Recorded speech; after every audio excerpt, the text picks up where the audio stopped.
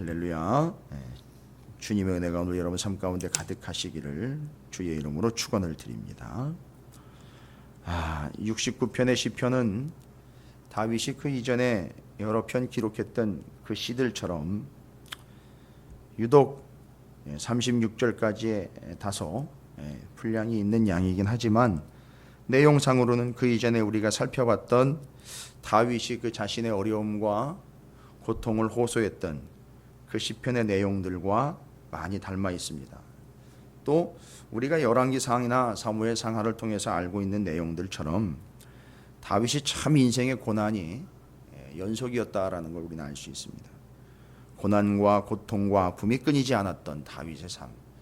그 고난의 종류들과 고난의 이유들이 여러 가지가 있겠지만 우리는 거의 다 알고 있습니다. 어떤 이유에서 어떤 고난들이 그에게 닥쳤는지에 대한 내용들은 이미 알고 있는 바고 또 살펴본 바입니다.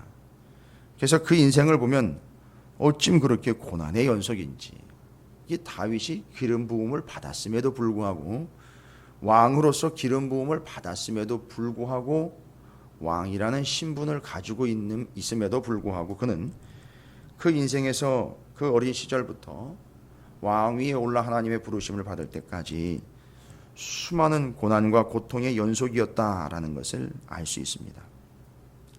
그래서 어쩜 그렇게 그가 고난의 연속의 삶을 살았는지라고 물음을 가지는 순간 이제 그 고난이 가지는 의미가 분명해집니다. 오늘도 69편의 내용들을 쭉 읽어보면 어쩜 그렇게 아픈 이야기들 일색이고 고통스러운 이야기들 일색인지, 그러나 다윗은 69편을 통해서 자기의 아픔을 토로하거나 단순히 호소해서 내가 이런 고통을 당하고 있다는 것을 드러내거나 나타내고 결국 그래서 그것에 대한 동정표를 얻으려고 지금 이 시를 기록한 것은 아닙니다. 시편 69편과 다른 시편의 고통 이야기들을 펼쳐냈을 때 다윗은 아마 그 자신이 갖고 있는 고통의 의미를 알았을 거라고 저는 믿습니다. 아마 신뢰하고 믿었을 거라고 확신을 합니다. 바로 그것이 분명해지고 그 고난의 의미가 분명해지는 것, 바로 어떤 의미에서 그가 그런 고난을 당했느냐, 오늘 시편 69편이 가지고 타이틀로 삼고 있는 게 바로 그 근거를 제공을 합니다. 내용은 고통이요 아픔에 대한 이야기들로 하나님 앞에 호소하고 하나님의 도우심을 구하고 하나님의 처분을 구하고 있는 다윗의 모습은 당연한 인간의 모습이라고 볼 수 있지만 그가 그렇게 고난의 연속인 삶을 살아가는 것을 통해서 결국 그의 인생은 무엇을 목적하고 있느냐, 스스로가 목적하는 것이 아니라 하나님이 그를 통해서 하시고자 하시는 일이 무엇인가를 알 수 있다는 거죠. 69편에 표제어라고 할 수 있는 타이틀이 붙어 있습니다. 다윗의 시라는 타이틀이 붙어 있고 인도자를 따라 소산님에 맞춘 노래다라고 얘기하고 있습니다. 여기 소산님이라는 것은 해석에도 나와 있습니다만 백합화곡조다라고 소개가 되고 있습니다. 글쎄요, 곡조에 백합화곡조가 있고 무화과곡조가 있고 이러는지 모르겠습니다만 특별히 백합화곡조라는 타이틀을 달고 있는 시편 69편 좀 곰곰이 골똘히 좀 묵상을 깊이 해봤습니다. 하루 종일 소산님이다, 백합화곡조다, 그리고 69편이 그것을 타이틀로 삼고 그 내용들이 다윗의 고통과 아픔들을 호소하고 있고 어떤 고통들의 내용인지를 쭉 기록하고 있다. 바로 이 백합화는 특징이 뭐냐 하면 향기입니다. 향기. 바로 이 백합화에 대해서 연결되어 있는 향기, 어떤 향기냐라고 굳이 우리가 성경을 통해서 그 백합화 향기요, 그것이 되려 곡조로 지금 노래로 시편으로 기록되어 있는 다윗의 시편이 가지고 있는 의미는 뭐냐. 아가서 2장 1절에 오늘도 우리가 88장과 89장의 찬양을 했지만 이건 먼저 찬양을 우리가 하지 않고는 이 깊은 의미들을 의미 있고 또 풍성하게 연결하기가 좀 아쉽지요. 그래서 88장과 89장의 찬송과 찬양을 통해서 우리는 그 의미를 좀 새겨봅니다. 아가서 2장 1절에 나는 사론에 수선하여 골짜기에 백합화로다 라고 제시된 본문이 있습니다. 거기서 말하고 있는 나는 샤론에 수선하여 그 골짜기에 백합화로다. 그래서 샤론의 꽃, 예수 샤론의 꽃 백합화. 뭘 얘기하느냐 하면 그 백합화요, 그 샤론의 꽃이라고 일컬어지고 있는 아가서 2장 1절의 의미대로 보면 그는 바로 예수 그리스도를 이야기하는 겁니다. 고린도후서 2장 14절부터 15절까지 우리가 이미 알고 있는 것, 우리가 수태 많은 묵상들을 했던 본문이지 않습니까? 그래서 이 다윗을 통해서 다윗이 겪고 있는 그 고난의 현장에서 소사님에 맞추어 노래를 부르고 있는데 그게 바로 백합화 곡조라는 겁니다. 이것은 어떤 소리를 듣고 곡조를 따라가는 것이 아니라 곡조를 통해서 어떤 향기를 드러내고 있는데 그게 바로 백합화 향기요.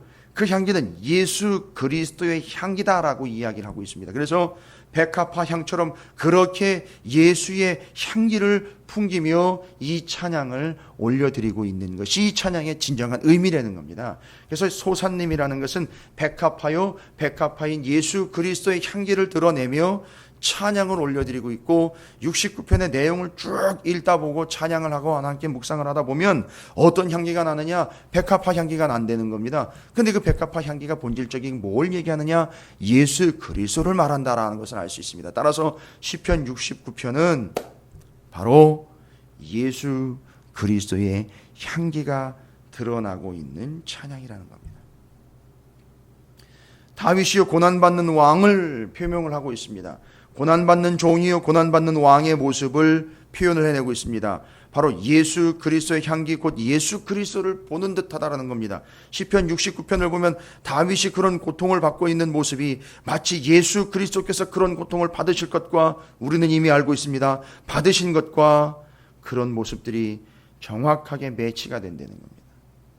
그래서 다윗을 통해서 드러나는 고난받는 왕의 모습은 곧 누구의 모습이냐 하면 그의 후손이지만 메시아이신 예수 그리스도의 모습을 볼 수 있다라는 것이죠. 그래서 다윗을 향한 성부, 성자, 성령 하나님의 기대는 바로 이겁니다. 다윗을 통해 드러나는 고난받는 왕의 모습이요 그 고난받는 왕의 모습은 결국 그의 후손으로 오실 예수 그리스도의 모습을 다윗이 삶을 통해서 드러냈고 이 시편을 통해서 확인시켜 주었다라는 겁니다.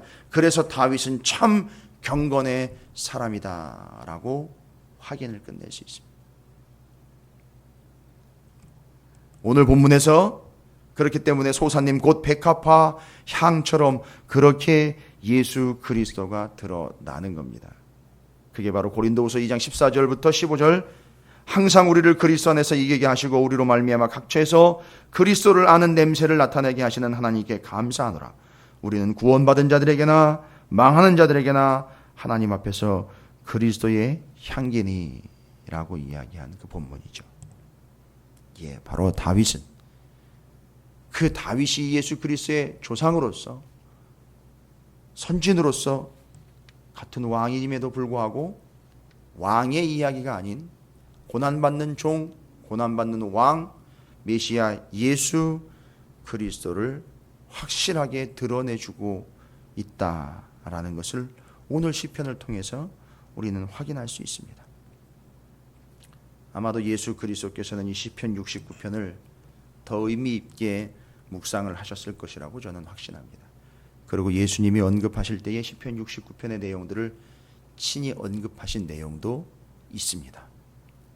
구구절절이 다 예수 그리스도의 고통과 아픔을 고스란히 자신의 입으로 표현합니다. 그런데 그 고통과 아픔을 자신이 당하고 있습니다. 여러분 본문을 쭉 보시면 아시겠습니다만 내용이 많다. 그것도 중요하지만 그 내용 하나하나가 이미 예수님께서 말씀하신 신약의 복음서들과 쭉 연결이 되고 있다는 게 이 시편의 의미입니다. 그래서 이 시편은 복음서들과 연결을 해서 함께 읽어보시면 너무너무 은혜가 되는 거죠. 오늘 69편의 3절 내가 부르짖음으로 피곤하여 나의 목이 마르며 나의 하나님을 바라서 나의 눈이 쇠하였나이다. 십자가를 지시는 예수 그리스도께서 극도로 육신의 고통을 당하시면서 내가 목이 마르다 하셨던 그 구절, 요한복음 19장 28절 그 후에 예수께서 모든 일이 이미 이루어진 줄 아시고 성경을 응하게 하려 하사 이르시되 내가 목마르다 하시니. 요한복음 19장 28절의 말씀이 오늘 말씀의 본문의 3절과 아주 직결되고 있습니다. 그뿐입니까? 오늘 말씀의 4절에 까닭없이 나를 미워하는 자가 나의 머리털보다 많고 부당하게 나의 원수가 되어 나를 끊으려 하는 자가 강하였으니 내가 빼앗지 아니한 것도 물어주게 되었나이다. 억울합니다. 아니 내가 감당한 것도 아닌데 내가 되려 물어주게 됐습니다. 내가 죄진 것도 아닌데 내가 담당하게 되었습니다. 요한복음 15장 25절 그러나 이는 그들의 율법에 기록된 바 그들이 이유 없이 나를 미워하였다 한 말을 응하게 하려 함이라. 오늘 본문의 7절 내가 주를 위하여 비방을 받아 싸우니 수치가 나의 얼굴에 덮였나이다. 20절입니다. 비방이 나의 마음을 상하게 하여 근심이 충만하니 불쌍히 여길 자를 바라나 없고 긍휼히 여길 자를 바라나 찾지 못하였나이다. 10절입니다. 내가 곡하고 금식하였더니 그것이 도리어 나의 욕이 되었으며 내가 굵은 배로 내 옷을 삼았더니 내가 그들의 말거리가 되었나이다. 성문에 앉은 자가 나를 비난하며 독주에 취한 무리가 나를 두고 노래하나이다. 10절부터 12절까지의 내용이죠. 그뿐입니까? 19절, 오늘 본문의 19절 주께서 나의 비방과 수치와 능욕을 아시나이다. 나의 대적자들이 다 주님 앞에 있나이다. 이는요 뭘 이야기하는 겁니까? 당하고 있는 그 수치와 아픔과 고난의 모습들을 통해서 예수님을 따라다녔던 제자들이 그를 배신하고 팔아넘기고 그를 군인들이 침을 뱉고 조롱하며 뺨을 치기도 했던 그 이야기. 마가복음 15장 19절 갈대로 그의 머리를 치며 침을 뱉으며 꿇어 절하더라. 마가복음 15장 24절 십자가에 못 박고 그 옷을 나눌세 누가 어느 것을 가질까 하여 제비 뽑더라. 요한복음 19장 2절부터 3절에 군인들이 가시나무로 관을 엮어 그의 머리에 씌우고 자색옷을 입히고 앞에 가서 이르되 유대인의 왕이여 평안할지어다 하며 손으로 때리더라. 지금 다윗의 이 고통당하고 있고 조롱당하고 있고 심지어 외면당하고 배신당하며 고통을 당하고 있는 이 모습들은 이미 예수 그리스도께서 그 모습들을 전제로 당신 스스로가 그것을 다 감당했던 모습들과 너무나 일치되어 있습니다. 그래서 우리는 훗날에 예수 그리스도와 함께 다윗을 같이 보고 있지요. 그러나 이 시편 69편을 기록할 때 예수님은요 그래 그것이 내 모습이지 하며 다윗을 보고 있다가 신약시대의 복음서에 예수님께서는 그 이야기와 함께 자신의 이야기였다라고 고백을 하고 계십니다. 21절이죠. 그들이 쓸개를 나의 음식물로 주며 목마를 때에는 초를 마시게 하여 싸우니 오늘 본문 21절이 그렇게 기록되어 있습니다. 이것에 대해서 마태복음 27장 34절 쓸개 탄 포도주를 예수께 주어 마시게 하려 하였더니 예수께서 맛보시고 마시고자 하지 아니하시더라.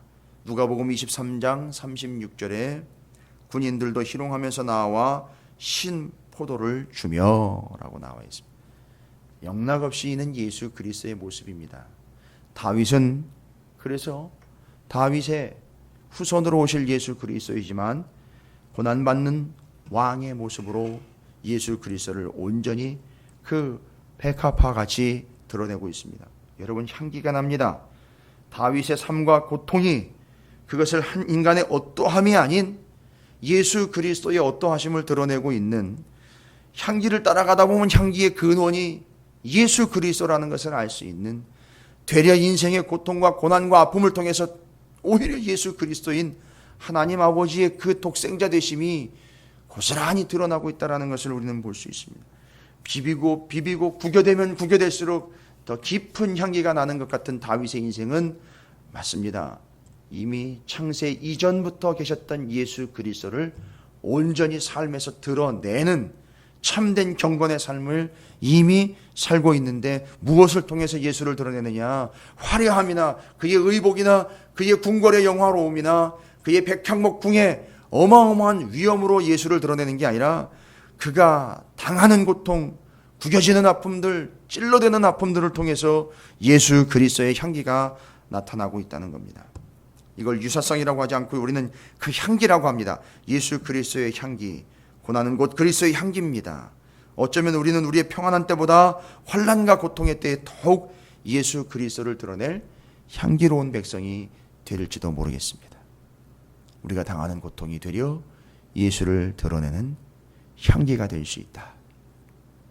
이건 영화로움과 자랑거리와 자기의 드러남과 자기의 영광만을 취하고 자기의 어떠함을 자꾸 드러내려고 하는 이들에게는 전혀 해당이 안 되는 얘기고 이해가 되지도 않는 얘기입니다. 고난의 때, 고통과 환난의 때에 죽겠다는 푸념과 불만과 자기의 어떠함이 아닌 그 고통과 아픔과 현상을 통해서 주님의 어떠하심이 자연스럽게 드러나는 향기로운 우리의 삶이 되어야 할 줄로 믿습니다. 다윗은 시편 69편을 통해서 예수 그리스도의 진정한 향기를 드러내고 있다라는 걸 알 수 있습니다. 그래서 그의 삶은 백합화와 같은 향기, 그 향기를 드러내는 예수 그리스도를 드러내는 진정한 삶이었다라는 것을 알 수 있습니다. 오늘도 우리는 그 고통이든 어떤 상황이든 우리의 삶을 통해서 예수 그리스도가 드러나는 그 소사님에 맞춘 그런 인생이 되시기를 주님의 이름으로 축원을 드립니다. 우리의 고통은 예수를 드러낼 통로가 됩니다. 자연스럽게 그 향기로 냄새나는 삶이 아니라 향기 나는 삶으로 향기의 근원이 되는 예수 그리스도에게로 사람들이 몰릴 수 있도록 우리의 삶을 통해 예수가 드러나는 오늘 한 날의 삶이 되시기를 다시 한번 주님의 이름으로 축원을 드립니다.